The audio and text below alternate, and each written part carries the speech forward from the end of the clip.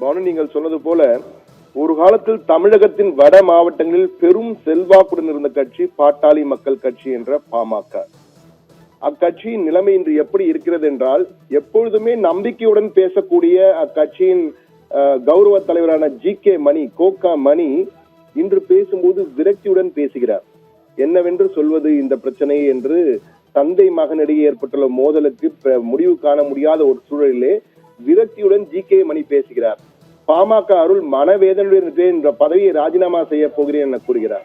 எனவே பாட்டாளி மக்கள் கட்சி மிகவும் இக்கட்டான ஒரு சூழலில், நெருக்கடியான சூழலில் இருக்கிறது. கட்சி உடைந்து விடுமோ என்ற விளிம்பிலே இருக்கிறது கட்சி என்பதுதான் தற்போது அக்கட்சியின் தொண்டர்கள் மட்டுமல்ல, அரசியல் விமர்சகர்களும் வெளிப்படையாகவே தெரிவிக்க ஆரம்பித்து விட்டார்கள். ஆனால் இதிலே தற்போது மிக முக்கியமான சில தகவல்கள் வெளியாகி கொண்டிருக்கிறது. அதாவது 2 பேருக்கும் இடையே புதுச்சேரியில் நடைபெற்ற பாமக பொதுக்குழுவின் போது இளைஞர் அணி தலைவராக, பாமகவின் இளைஞர் அணி தலைவராக முகுந்தனை நியமித்த தொடர்பாக பிரச்சனை ஏற்பட்டது. அதன் பிறகு இருவருமே கிட்டத்தட்ட அமைதியாக தான் சென்று கொண்டிருந்தது.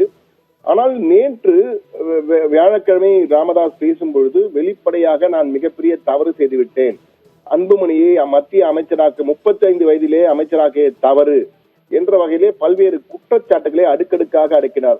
பலத்த கடா மார்பில் பாய்ந்து விட்டது என்றெல்லாம் கடுமையான விமர்சனங்களை வைத்தார். அதே போன்று அன்புமணி மட்டுமல்ல, அவருடைய மருமகள் சௌமியா, அன்புமணியின் மனைவியும் தம் முடிவுகளை எடுக்கிறார், அவர் சொல்வதற்கு ஏற்ப இவர் ஆடுகிறார் என்ற வகையெல்லாம் வெளிப்படையாகவே குற்றச்சாட்டை வைத்தது மிகவும் அதிர்ச்சியாக இருந்தது. ஆனால் இந்த அதிர்ச்சி நடந்தது நேற்று காலையில். புதன்கிழமை மாலை ஒரு கூட்டம் நடைபெற்றிருக்கிறது. அக்கட்சியினுடைய சமூக ஊடக பேரவையின் ஆலோசனை கூட்டம் தைலாபுரத்திலே நடந்திருக்கிறது.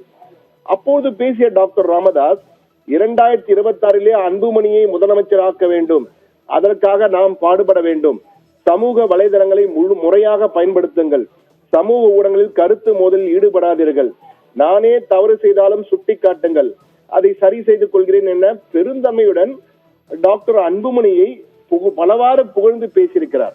இப்படி புதன்கிழமை மாலை ஒரு கூட்டத்திலே, அதுவும் சமூக ஊடகவியலாளர்கள் கூட்டத்திலே பேசிய டாக்டர் ராமதாஸ் அடுத்த நாள் காலையிலே தலைகீழ் பல்டி, அதாவது இந்த 12 மணி நேரத்தில், இரவில் இந்த 12 மணி நேரத்தில் என்ன நடந்தது, யார் என்ன செய்தார்கள் என்று தெரியவில்லை. காலையிலே பேட்டி கொடுக்கும் பொழுது அன்புமணியை உண்டு இல்லை என்று கிழி என்று கிழித்து விட்டார். அடுக்கடுக்கான குற்றச்சாட்டுகள். இது மிகப்பெரிய ஒரு குற்றச்சாட்டுகளை அடுக்கடுக்காக வைத்ததால் என்ன நடக்கிறது, கட்சி உடைகிறதோ. அந்த இரவினில் அவரிடம் பேசியது யார், அவருக்கு அழுத்தம் கொடுத்தது யார்?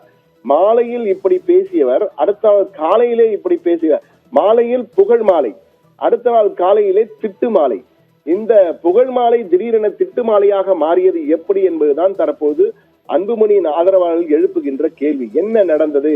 யாரோ டாக்டர் ராமதாஸை பின்னால் இருந்து இயக்குகிறார்கள், இயக்குவது யார் என்ற வகையில் கேள்விகளை எழுப்புகிறார்கள். ஏனென்றால் நேற்று காலையிலே அவர் பேசும்பொழுது குடும்ப ரீதியாக நடைபெற்ற பிரச்சனைகள், அதாவது அன்புமணி தனது அம்மாவின் மீது பாட்டிலை எடுத்து வீசினார் என்று கூறும் அளவுக்கு ராமதாஸ் அன்புமணியின் மீது குற்றச்சாட்டுகளை அடுக்கினார். இது தரால் என்று பார்க்கும் பொழுது இருவருக்குள்ளே பிரச்சனை என்பது கண்ணாடி போல், உடைந்த கண்ணாடி போல் மாறிவிட்டதோ என்ற ஒரு உணர்வு தற்போது பாமக தொண்டர்களிடையே ஏற்பட ஆரம்பித்திருக்கிறது.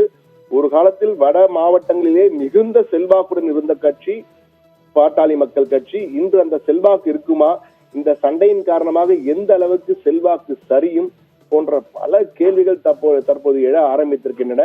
ஆனால் தந்தை மகன் மோதலில் யாரோ ஒரு சக்தி பின்னால் இருந்து இயக்குகிறது, பெரியவரை இயக்குகிறது என்ற ஒரு சொல்லாடல் தற்போது பாமக தொண்டர்களிடையே அதிகமாக பேசப்பட்டு வருகிறது. என்றால் அனைவருமே சொல்வது என்னவென்றால், இந்த பிரச்சனைக்குரிய பதவியான இளைஞர் அணி பதவியின் தலைவராக இருக்கக்கூடிய முகுந்தன் தனது பதவியை நேற்று ராஜினாமா செய்துவிட்டார். அவர் பேசும்பொழுது டாக்டர் ராமதாஸ் என்னுடைய குலதெய்வம், என்னுடைய எதிர்காலம் அன்புமணி என கூறுகிறார். கிட்டத்தட்ட அந்த கட்சியுள்ள பெரும்பாலான தொண்டர்கள் ராமதாஸ் எங்களுடைய குலதெய்வம், அதில் எந்த மாற்று கருத்தும் இல்லை, ஆனால் எதிர்காலம் அன்புமணி தான் என்று கூறியிருக்கிறார். அதற்கேற்ப இன்று தைலாபுரத்திலே டாக்டர் ராமதாஸ் ஒரு ஆலோசனை கூட்டம் நடத்தி கொண்டிருக்கிறார். மூத்த தலைவர்கள் அவரை சந்திக்க சென்றிருக்கிறார்கள்.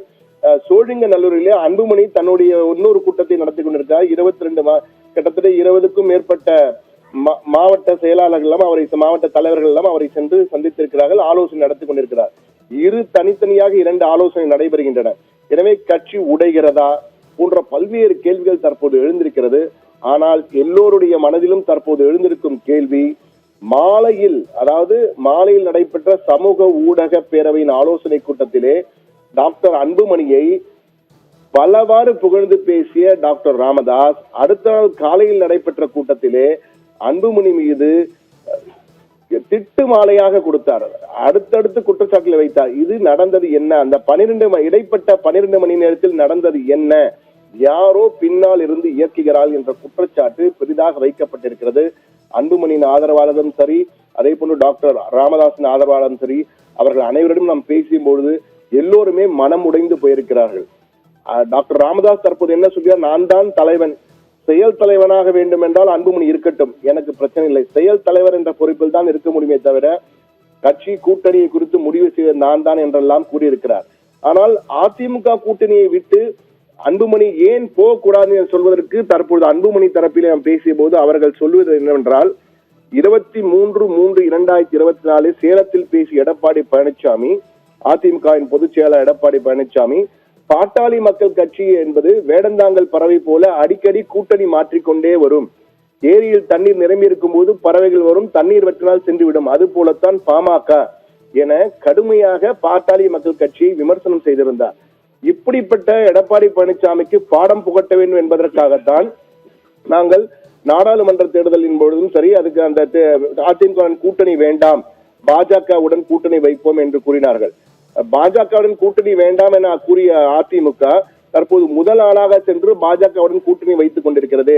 இது ஏன் இப்படி இரட்டை வேடம் போடுகிறது அதிமுக என்ற வகையிலே? அதனால்தான் அதிமுக வேண்டாம் என பாஜகவை நாங்கள் வேண்டும் என்று கூறியதாக அன்புமணி ஆதரவாளர்கள் தெளிவாக கூறுகிறார்கள். ஆனால் ராமதாஸை பொறுத்த மட்டிலே பாஜகவுடன் சென்றால்தான் நம்முடைய வாக்கு வாங்கி சரிந்திருக்கிறது என்ற வகையில் அவர் ஒரு கருத்தை தெரிவித்திருந்தார். எது எப்படி இருந்தாலும் இருவருடைய மோதல் என்பது தற்போது வீதிக்கு வந்துவிட்டது. இது சமாதானம் ஆக வேண்டும் என்பதுதான் பாமக தொண்டரின் ஒவ்வொரு தொண்டரின் எண்ணமும். ஆனால் அது நடக்குமா என்பது நிச்சயமாக காலம்தான் பதில் சொல்லும். தற்போதைக்கு இது உடைந்த கண்ணாடியாக இருக்கிறது. உடைந்த கண்ணாடியை ஒட்ட வைக்க முடியுமா? ஒட்ட வைத்தாலும் அது நிரந்தரமாக இருக்குமா என்ற ஒரு கேள்விதான் தற்போது எழுந்திருக்கிறது. தஸ்லீம் பானு.